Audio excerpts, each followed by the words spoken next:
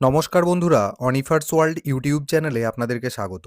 Grant in add ইনস্টিটিউশনগুলির বর্তমান কর্মী, শিক্ষক শিক্ষিকা এবং পেনশনারদের বকেয়া ডিএ নিয়ে আবার নোটিশ দিল রাজ্য অর্থ দপ্তর। বলা যায়, গ্রান্ট ইন এড ইনস্টিটিউশনগুলির উদাসীনতাকে লক্ষ্য করে অর্থ দপ্তর আবার এই নোটিশটি দিয়েছে। নোটিশের ডেট 10 এপ্রিল 2026। এখানে গত 1 এপ্রিল 2026-এর মিটিংয়ে গ্রান্ট ইন এড ইনস্টিটিউশনগুলির কর্মী এবং পেনশনারদের যে বকেয়া মহার্ঘ ভাতা এপ্রিল 2008 থেকে ডিসেম্বর 2019 এই টাইম পিরিয়ডের এরিয়ার ডিএ অথবা ডিয়ারনেস রিলিফ নিয়ে যে আলোচনা হয়েছিল, সেখানে এমপ্লয়িজ এবং পেনশনারদের কিভাবে বকেয়া ডিএ দেওয়া হবে তার একটা এসওপি বা স্ট্যান্ডার্ড অপারেটিং প্রসিডিওর সংশ্লিষ্ট দপ্তরগুলোকে পাঠাতে বলা হয়েছিল, যেটা এখনও সংশ্লিষ্ট দপ্তরগুলি পাঠায়নি।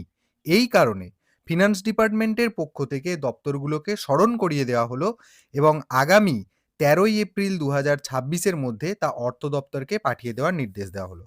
মানে ভাবুন একবার, ব্যাপারটা নিয়ে আবার মনে করিয়ে দিতে হচ্ছে অর্থ দপ্তরকে।